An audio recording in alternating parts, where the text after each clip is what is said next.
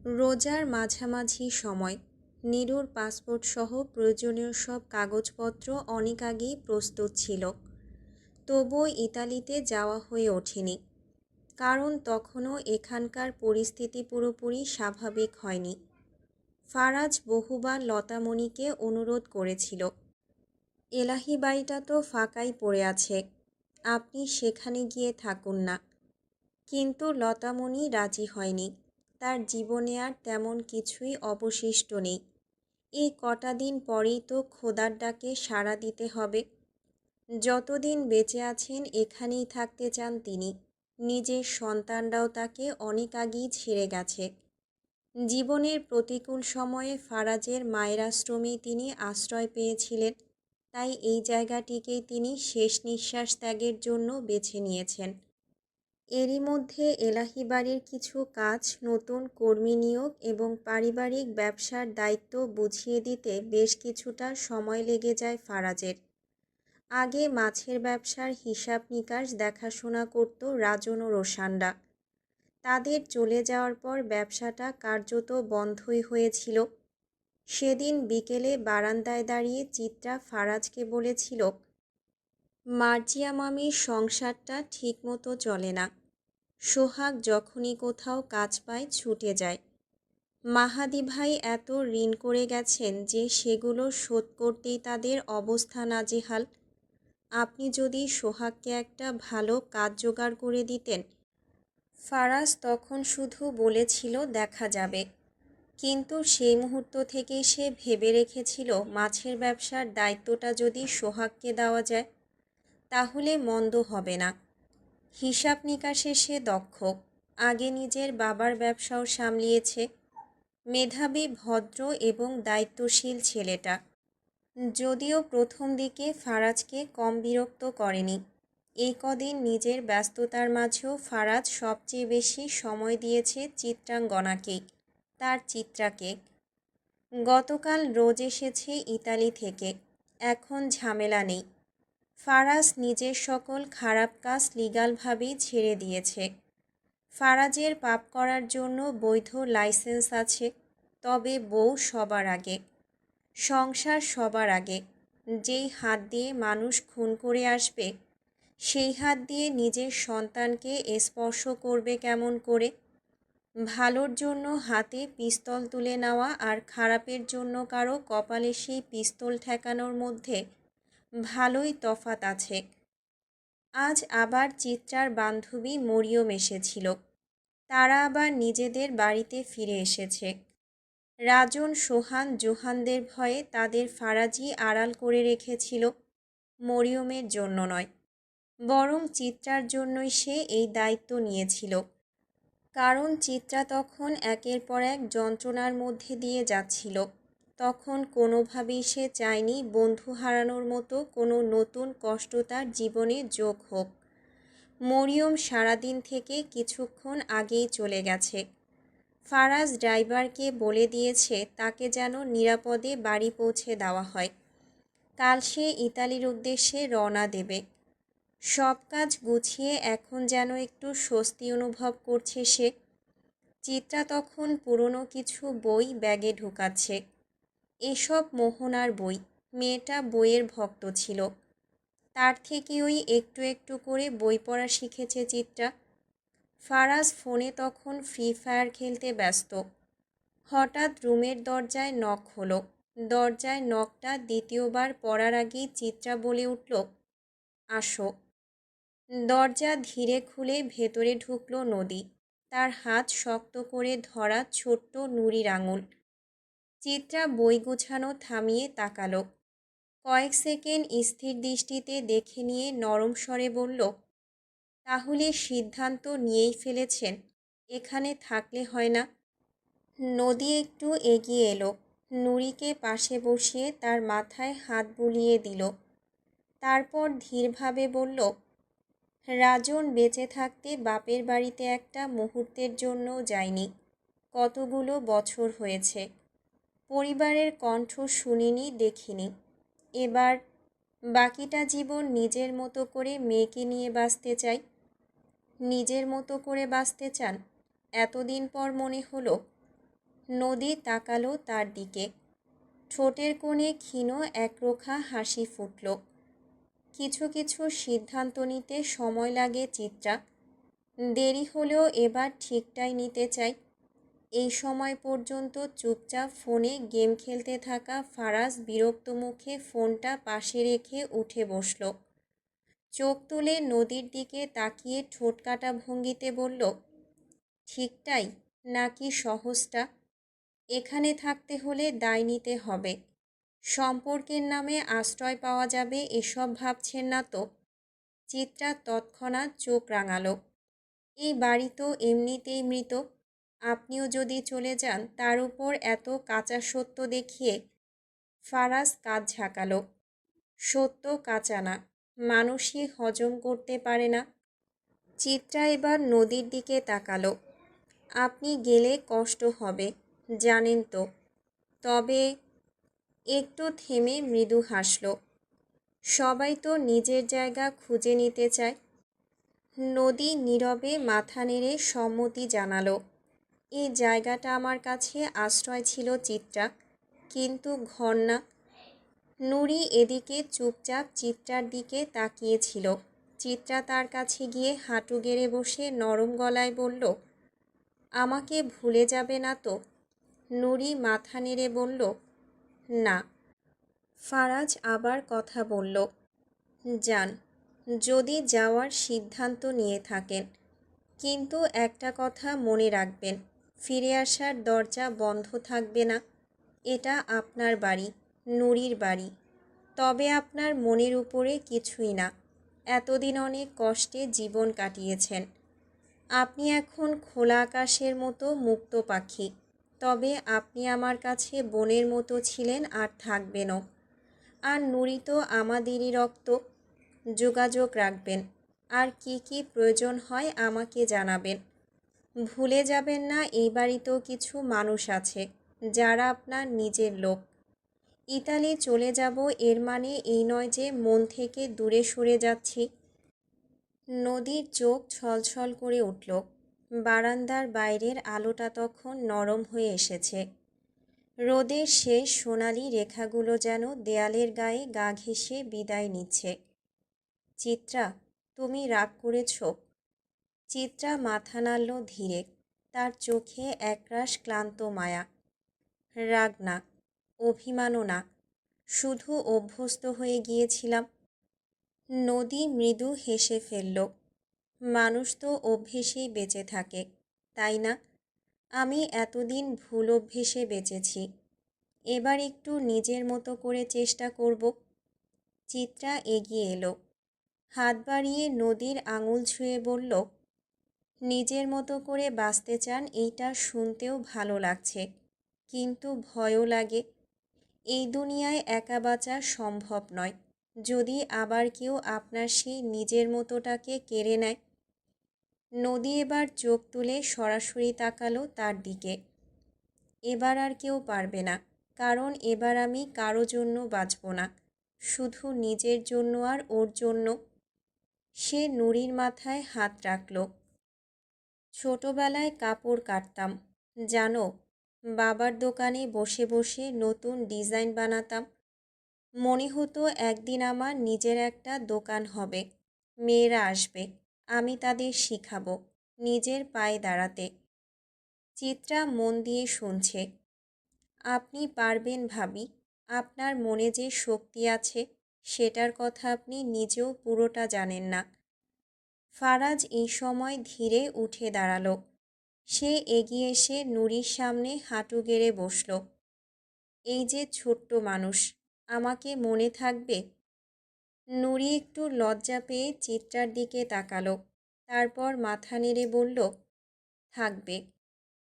এখন নুরিটা বেশ ভালোই কথা বলতে শিখেছে। ফারাজ হেসে তাকে কোলে তুলে নিল। তুমি বড় হয়ে কি হবে মা? নুরি একটু ভেবে বলল, মার মতো। ফারাজের চোখে এক মুহূর্তের জন্য অন্যরকম একটা আলো জ্বলে উঠল। ভালো, তবে নিজের জন্য বাঁচবে, বুঝেছ? কারো ছায়া হয়ে না, নিজের আলো হয়ে। আর মায়ের খেয়াল রাখবে। মায়ের ঋণ শোধ করা যায় না। চিত্রা চুপচাপ তাকিয়ে দেখছে। নদী ধীরে বলল, চিত্রা, যদি কোনো দিন খুব কষ্টে পড়ি। চিত্রা তার কথা শেষ করতে দিল না, এগিয়ে এসে জড়িয়ে ধরল তাকে। তখন ফোন করবেন, না পারলে চলে আসবেন। এই বাড়ির দরজা কখনো বন্ধ হবে না আপনার জন্য। ফারাজ পাশে দাঁড়িয়ে বলল, শুধু দরজা না, মানুষও থাকবে। নদী কিছু বলতে পারল না, চোখের কোণ ভিজে উঠেছে। সে দ্রুত মুখ ঘুরিয়ে নিল। নুরিকে ফারাজের কোল থেকে নামিয়ে নিল সে। ছোট্ট হাতটা শক্ত করে ধরল। চল মা, আমাদের এবার যেতে হবে।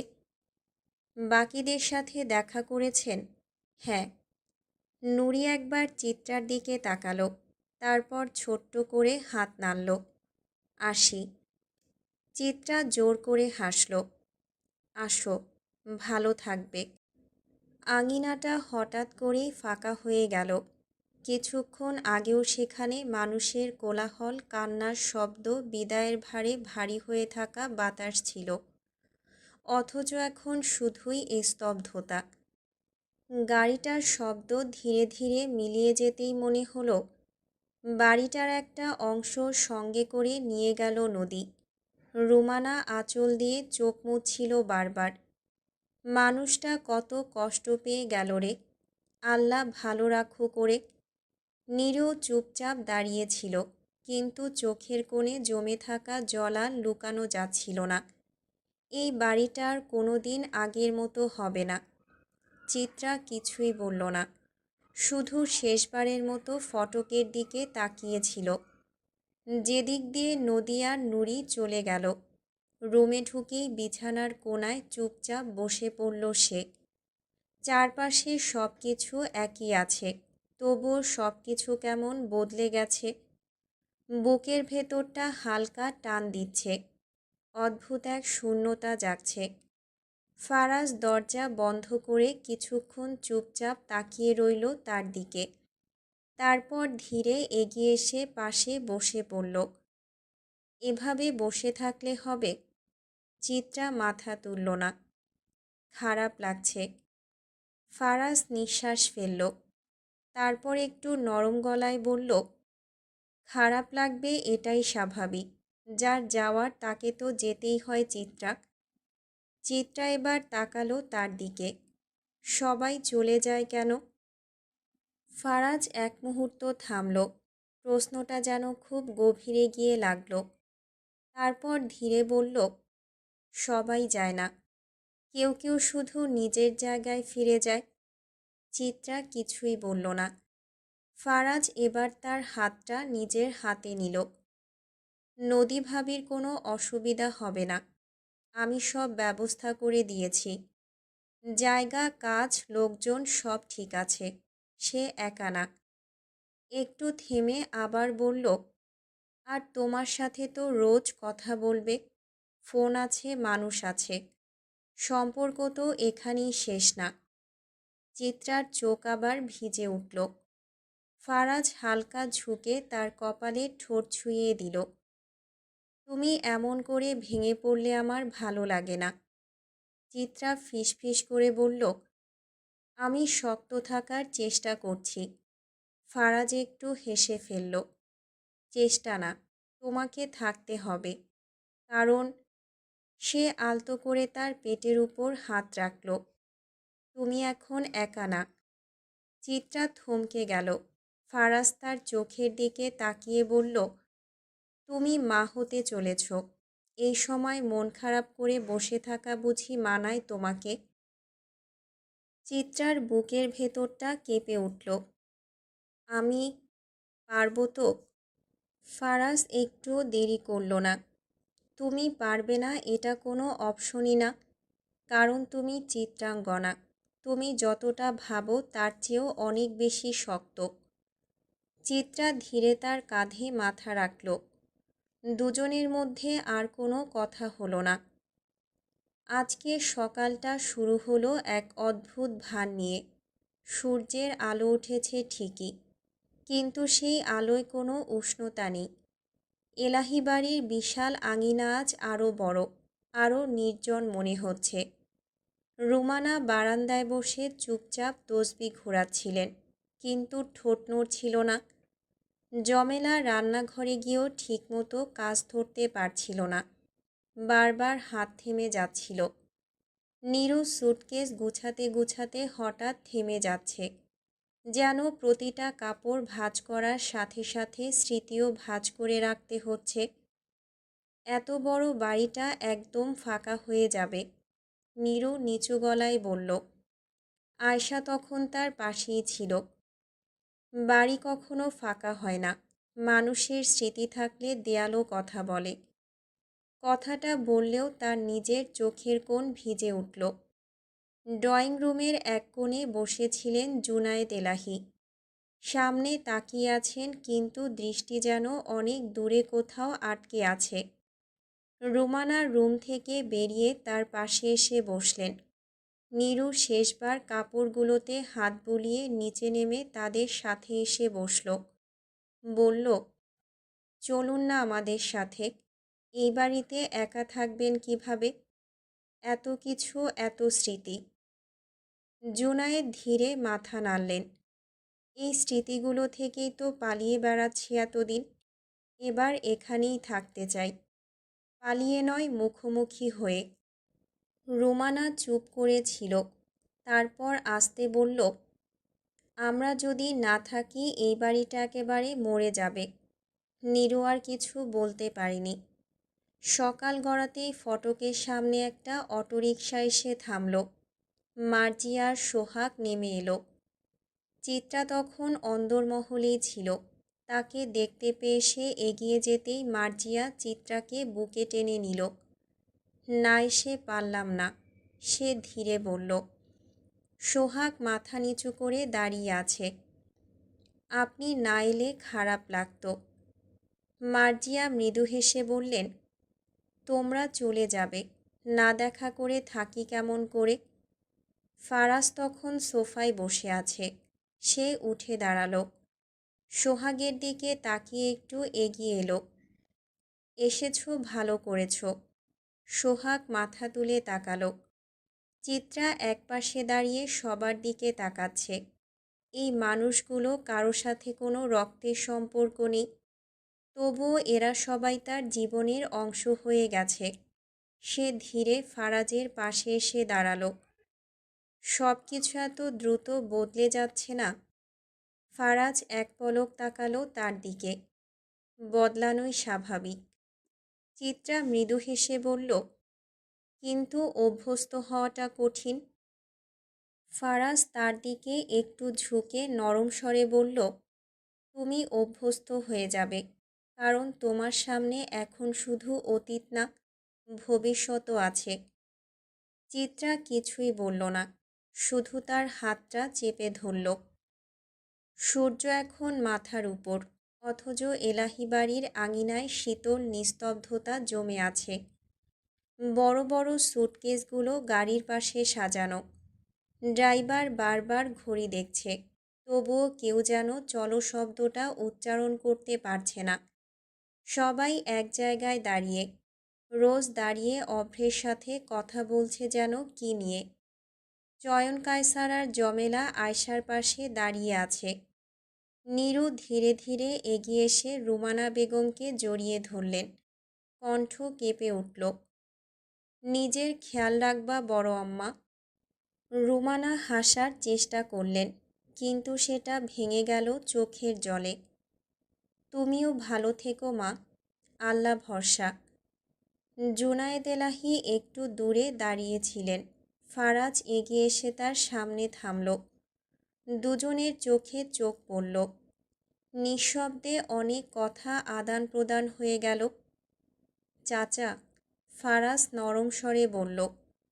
জুনায়েদ তার কাঁধে হাত রাখলেন। যা করেছ ঠিক করেছ, এবার নিজের মতো করে বাঁচো। ফারাজ হালকা মাথা নাড়ল। আপনাদের রেখে যাচ্ছি, খেয়াল রাখবেন। আমরা থাকব। এই বাড়ির যতটা ভয়ানক অতীত আছে, ততটাই আমাদের দায়িত্বও আছে। ওপাশে মার্জি আর চিত্রা একে অপরকে জড়িয়ে ধরে আছে। মার্জিয়ার কান্না থামছেই না। তুই গেলে কার কাছে আসবো রে? চিত্রার চোখেও জল, কিন্তু সে নিজেকে সামলানোর চেষ্টা করছে। আমি তো হারিয়ে যাচ্ছি না মামি, ফোন আছে, কথা হবে। ফোনে কি মানুষ পাওয়া যায়? মার্জিয়ার কণ্ঠ ভেঙে গেল। চিত্রা এবার শক্ত করে তাকে জড়িয়ে ধরল। যখন খুব দরকার হবে চলে আসব, কথা দিচ্ছি। মার্জিয়া মাথা নাড়াতে পারল না, শুধু কাঁদতে লাগল। সোহাগ একটু দূরেই দাঁড়িয়েছিল, মুখ শক্ত করে রেখেছে, যেন কিছুই অনুভব করছে না। ফারাজ তার কাছে এগিয়ে এলো। সব ঠিক আছে? সোহাগ হালকা হাসল। জি, সব ঠিক। দায়িত্ব নিতে পারবে তো? পারবো, আপনি চিন্তা করবেন না। চিত্রা সোহাগের সাথে কথা বলছিল। যাওয়ার আগে শেষবারের মতো একটা অনুরোধ করে বলেছিল, এখন যেহেতু এই বাড়ি ব্যবসার দায়িত্ব তোমাকে দেওয়া হয়েছে, তুমি এখানে মামিকে নিয়ে এলেই তো পারো। প্লিজ, না করবে না? সোহাগ বেশ কিছুক্ষণ তা নিয়ে ভেবে শেষে রাজি হলো। তার চিত্রা তার কাছে কিছু চেয়েছে, সে না করবে কি করে মুখের উপর? চিত্রাকে নিজের করার ক্ষমতা তো নেই, অন্তত এইটুকু ইচ্ছে তো পূরণ করাই যায়।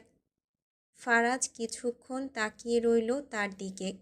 বুঝতে পারল এই ঠিক আছি কথাটার ভেতরে কতটা চেপে রাখা কষ্ট আছে। কোনো সমস্যা হলে একা সামলাতে যেও না। সোহাগ মাথা নাড়ল। জানি।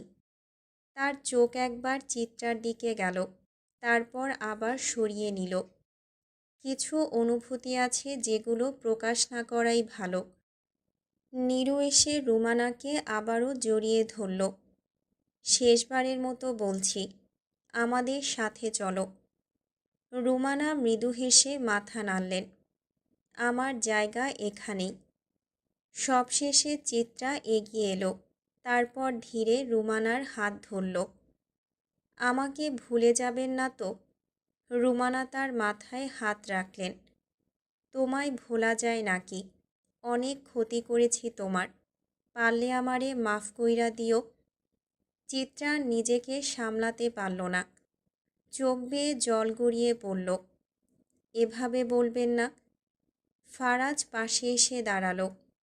সময় হয়ে গেছে। এক এক করে সবাই গাড়িতে উঠতে শুরু করলো। মার্জিয়া আবার কেঁদে উঠল। আল্লাহ তোমাগো ভালো রাখুক, সুখে রাখুক। সোহাগ তার পাশে দাঁড়িয়ে রইল, চোখ নিচু, ঠোঁট শক্ত করে চেপে রাখা, কিন্তু বুকের ভেতরের টানটা স্পষ্ট। গাড়ির দরজা বন্ধ হলো, ইঞ্জিন স্টার্ট নিল। চিত্রা জানালার পাশে বসেছে, চোখে জল, তবুও তাকিয়ে আছে। রুমানার জুনায়েদ দাঁড়িয়ে আছেন ফটকের সামনে। মার্জিয়া কাঁদতে কাঁদতে হাত নাড়ছে। সোহাগ শুধু দাঁড়িয়ে আছে। গাড়ি ধীরে ধীরে সামনে এগিয়ে গেল। এলাহি বাড়িটা পেছনে পড়ে রইল। একটা অধ্যায় শেষ হলো, আরেকটা শুরু। মানুষের জীবনটাই এমন, একটা শুরু করতে গেলে অন্যটাকে শেষ করতে হয়। জীবন কারো জন্য থেমে থাকে না, কারো মৃত্যু তাদের কর্মফল, কারো বা বেঁচে থাকা। এই যে রোশান, মোহনা, তারা তো নিজেকে পরিবর্তনের চেষ্টা করেছিল। নিজেদের আরেকবার সুযোগ দিলেও খোদা তাদের সুযোগ দেয়নি, কিংবা খোদা হয়তো চায়নি তার বান্দার কোনো খারাপে লিপ্ত হোক, তাই খারাপ কিছু হওয়ার আগেই নিজের কাছে নিয়ে গেছেন। সোহাগ তো এই একতরফা ভালোবাসাকেই নিজের সঙ্গী করে নিয়েছে। নদী নিজের জীবনটাকে আরেকটা সুযোগ দিয়েছে। আর সোহান, সে তো নিজের পাপে নিজেই ধ্বংস হয়ে গেছে। পাপ কাউকেই ছাড়ে না, কোনো না কোনোভাবে সে ভয়ানক শাস্তি হয়ে ফিরে আসেই। সিসিলির পাল্লামোড় আভিজাত্যে মোড়া প্রান্তে দাঁড়িয়ে আছে ফারাজ এলাহির রাজকীয় এই আবাসটি। যার নাম ইনফার্নো। ইতালির ৭ শহরে ফারাজের বাড়ি থাকলেও কেন জানি তার এই সিসিলিতে অবস্থিত বাড়িটার প্রতি বিশেষ মায়া কাজ করে। চিত্রাকে ৩ বছর আগে সেই ২০২৩ সালে যখন ফারাজ ইতালি এনেছিল সঙ্গে করে, তখন ৭টা বাড়ি ঘুরে দেখিয়েছিল সে তাকে। রোমের বাড়িটা দেখালো, মিলানের বাড়িটা দেখালো, আরও কতগুলো। রোমিও জুলিয়েটের শহরে তো ফারাজ তার ভালোবাসার বহিঃপ্রকাশ হিসেবে চিত্রার জন্য মার্বেল পাথরের একখানা বাড়িও তৈরি করেছে। বাড়ির নাম চিত্ররাজ। তবে চিত্রার মন ঘুরে ফিরে সিসিলিকেই বেছে নিল, কারণ সিসিলি ভূমধ্যসাগরের বুকে ভেসে থাকা এক নীল সবুজ স্বপ্ন। দূর থেকে দেখলে মনে হবে সমুদ্রের বুক চিরে উঠে আসা এক প্রাচীন কোনো কবিতার পাতা, যেখানে আলো আর ছায়া যুগপৎভাবে লিখে চলেছে তাদের প্রণয় উপাখ্যান। ফারাজের মাস্টার বেডরুমের বারান্দায় দাঁড়ালে সমুদ্র দেখা যায়, ওই নীল সবুজ বিস্তর জলরাশি।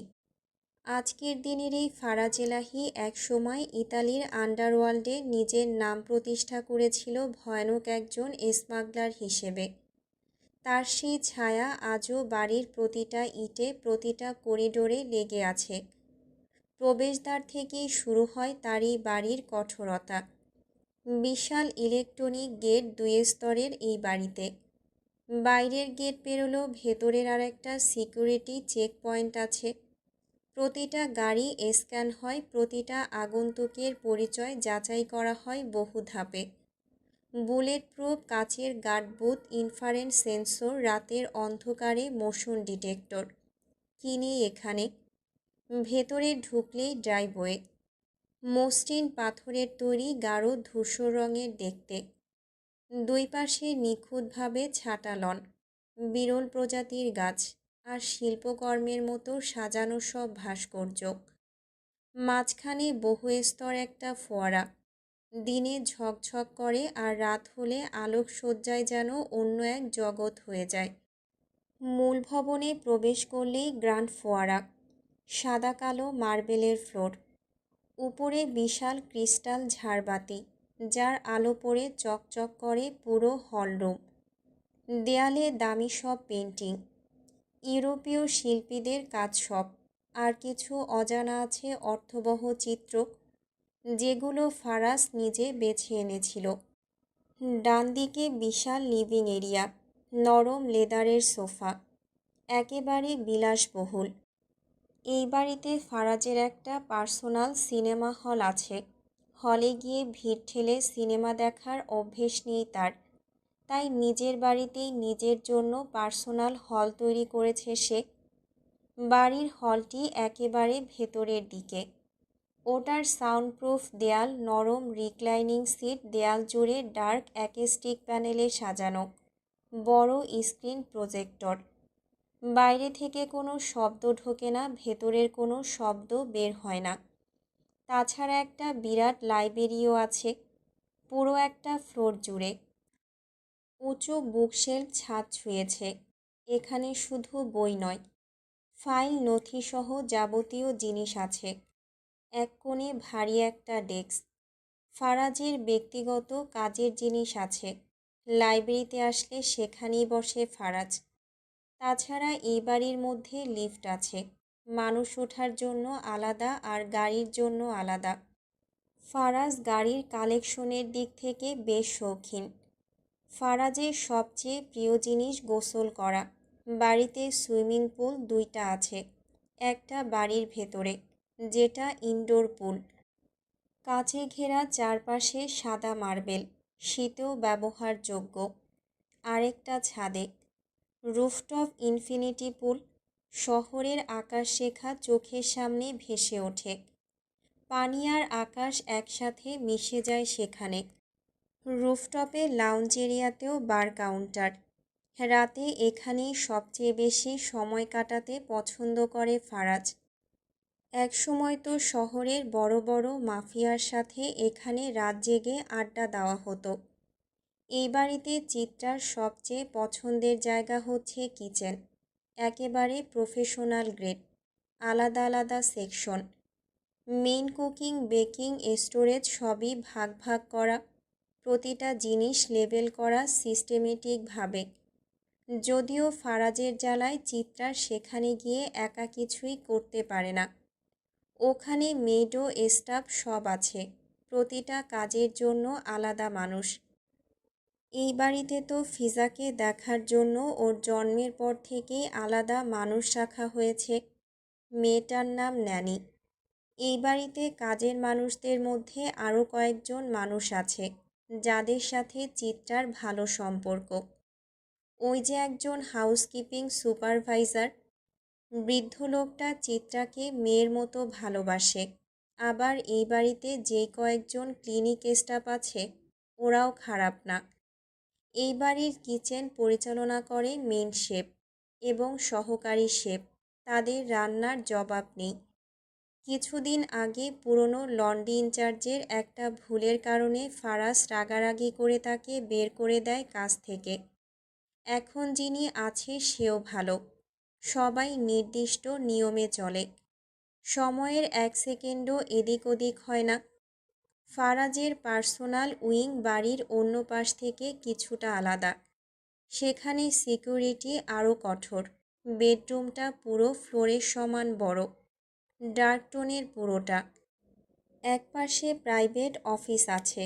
ফারাজ নোংরামি একেবারে অপছন্দ করে, তবে সেটা যদি তার মেয়ে ফিজা করে তাহলে অন্য হিসাব। ফিজার মাত্র 3 বছর, তবে তার রুম আলাদা।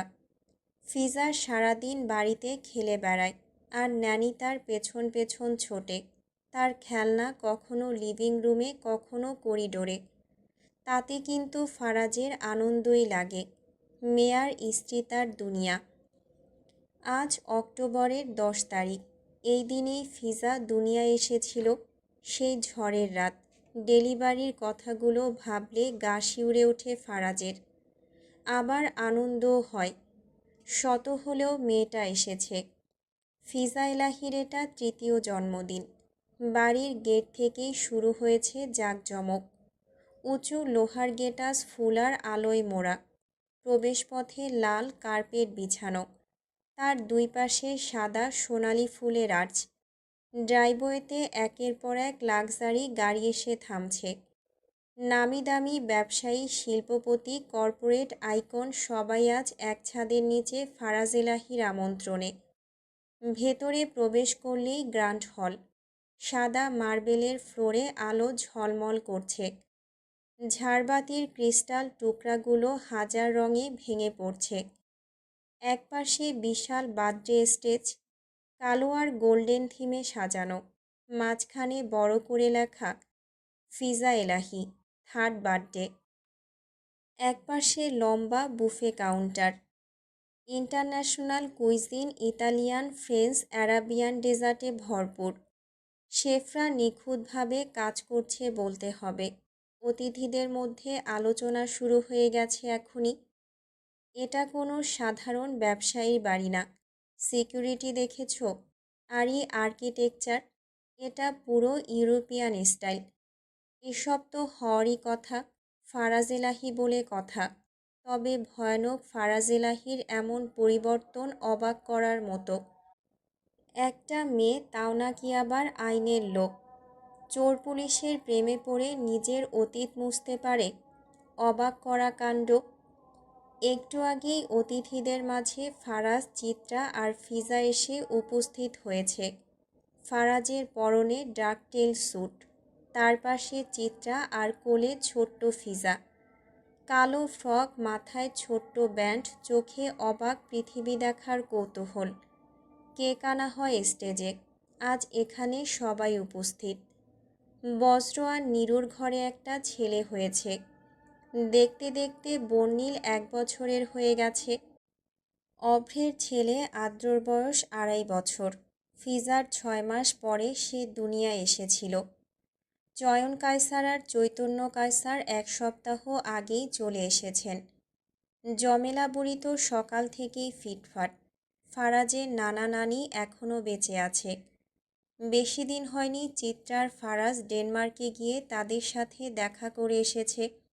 আজকের অনুষ্ঠানে তারাও আছে। অভ্র পরশু নিজে গিয়ে ডেনমার্ক থেকে তাদেরকে এনেছে। বুড়ো মানুষ কোথাও যেতে চায় না, জোর করেই আনা হয়েছে। ফারাজ তো ভেবে রেখেছে এবার আর যেতে দেবে না তাদের। আজকাল চিত্রাও তো ব্যস্ত থাকে। শত হলেও সে ফিনিক্সের সিইও। ফিজার জন্মের 1 বছর পর থেকে আবার সে কাজ শুরু করেছে। কাজ করার ইচ্ছা ছিল তার, তবে ফারাজ যদি অনুমতি না দিত তাহলে করতো না। তবে লোকটা এত সাপোর্ট করে, কতগুলো ক্রিমিনাল ধরতে সে সাহায্য করল। চিত্রা এখন ভালো মতোই বুঝতে পারল এসব ক্রিমিনালদের বিষয়ে তার যতটুকু না জ্ঞান আছে ফারাজের তার থেকেও বেশি। আর ওই যে মহাশয়ের একটা মেয়ে আছে, ওটাও বাবার মতোই বুদ্ধিমান। ওনার পুতুল ভালো লাগে না, খেলনা পিস্তল দিয়ে খেলতে ভালোবাসে। বাপরে, কি ডেঞ্জারাস! আবার রেসার কারের প্রতিও কি নেশা! ওইটুকু মেয়ে কত কি বোঝে। চিত্রা অবাক হয়। এই মেয়ের কি বড় হয়ে গাড়িতে চড়ে গুলি করার শখ জাগবে নাকি, এই নিয়ে চিন্তার শেষ আছে বুঝি।